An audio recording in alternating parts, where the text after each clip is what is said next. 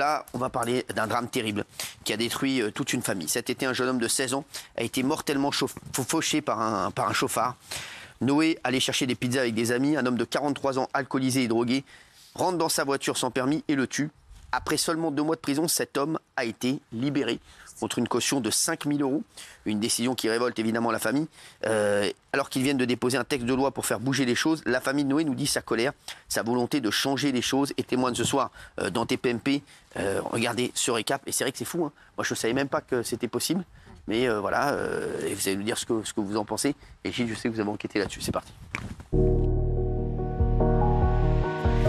L'été dernier, la ville d'Antibes a été touchée par la mort tragique d'un adolescent. Noé, 16 ans, tué en juin par un chauffard ivre et sous l'emprise de stupéfiants. Le jeune de 16 ans était à bord de sa voiture sans permis lorsqu'il a été percuté par un homme fortement alcoolisé, drogué et en excès de vitesse. Un accident dramatique qui a bouleversé toute la Côte d'Azur. On retrouve des personnes complètement irresponsables sur la route. C'est pas normal, il faut que ça s'arrête. Mais après seulement 2 mois de détention, le chauffard placé sous contrôle judiciaire a pu ressortir libre contre une caution de 5 000 €. Une décision qui choque aujourd'hui ses parents qui le vivent comme une véritable injustice. On trouve ça insupportable. On comprend pas cette décision. On fait 2 mois, on donne 5 000 € et on sort. La colère de la famille de Noé, victime d'un chauffard libéré sous caution, ce soir dans TPMP. Je veux remercier Christian, le grand-père de Noé, et David, l'oncle de Noé, d'être avec nous ce soir. Et c'est vrai que toute la famille, bien sûr, est dévastée par cette affaire.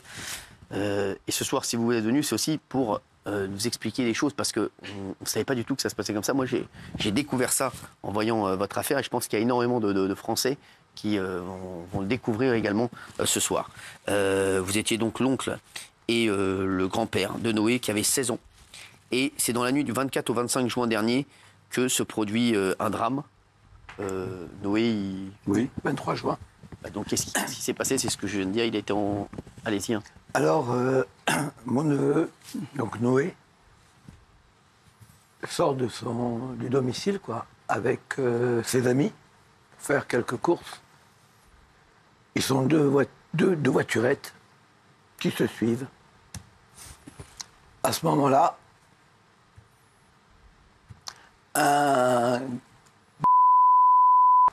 et pour pas faire d'amalgame ou blesser d'autres homonymes, bon, celui-là, il est de la motoculture, il a une 40aine d'années.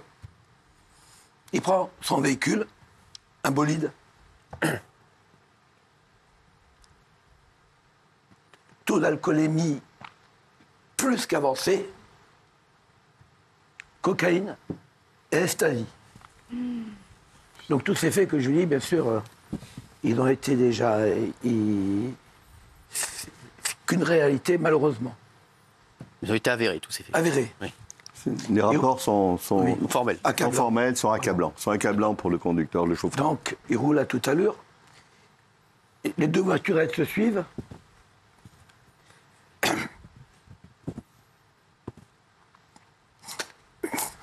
Je vais dire.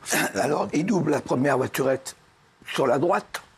Allez, pour aller percuter la voiture de mon neveu. Alors c'était une route à 2 voies. C'est-à-dire qu'il pouvait très bien rouler à gauche, mais dans un virage, il arrivait tellement vite, il est déporté, il a doublé la première voiture à la droite, et pour revenir, il a pris la voiturette. Donc, il percute la voiture de mon neveu, qui va sur la barrière de sécurité, est accompagné donc avec une amie, mon neveu 17 ans. Et là, qu'est-ce qu'il fait? Il s'arrête. Il s'arrête pour quoi faire? Pour aller voir la voiture, pour aller porter secours, pour voir ce drame qu'il a fait par son comportement irresponsable. Non. Il regarde d'abord l'état de sa voiture, parce qu'il est témoin. Prend son téléphone, pas pour appeler des secours. Non. Quoi faire? Peut-être pour une dépanneuse ou pour... Sa voiture est abîmée, le pauvre. C'est pas approché de la voiture. Et il va pour repartir. Bien sûr, il y a les témoins, et les amis de Noé, mais surtout une personne, un adulte qui est là, qui a apporté, bien sûr, en plus des amis de Noé, leur témoignage, et qui a arraché les clés. Un état d'alcoolémie très avancé, n'a pas fait un jour de prison. a pas fait un jour de prison. Alors la loi, là, maintenant, elle est où? À la base, homicide involontaire avec circonstances aggravantes, c'est normalement 10 ans. Ça va jusqu'à 10 ans. Et 150 000 € d'amende.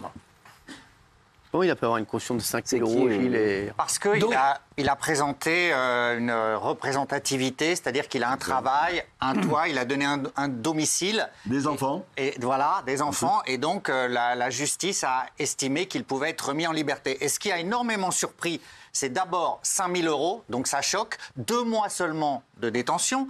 Et au moment où il est libéré, ce qu'on appelle la commission rogatoire, c'est-à-dire l'intégralité de l'enquête, n'est pas encore revenue. C'est-à-dire que c'est comme si on le libérait, Cyril, avant de savoir exactement ce qui s'est passé. C'est ça qui est doublement choquant. Et libéré contre l'avis du procureur, parce que c'est récidiviste. Il faut absolument changer la loi, Cyril. Ah oui, mais c'est ça. Absolument. Déjà, c'est effectivement, Mais ça, on le dit, si déjà la loi, les textes étaient appliqués, C'est ça. je pense Les textes appliqués. que les L'appliquer. qui vont prendre 5 ans de prison ou 7 ans de prison, eh ben, ils vont réfléchir. Allez, non, les autres vont réfléchir derrière. Ils vont réfléchir. Merci Christian et David d'être venus nous voir en tout cas, et c'est important. J'espère que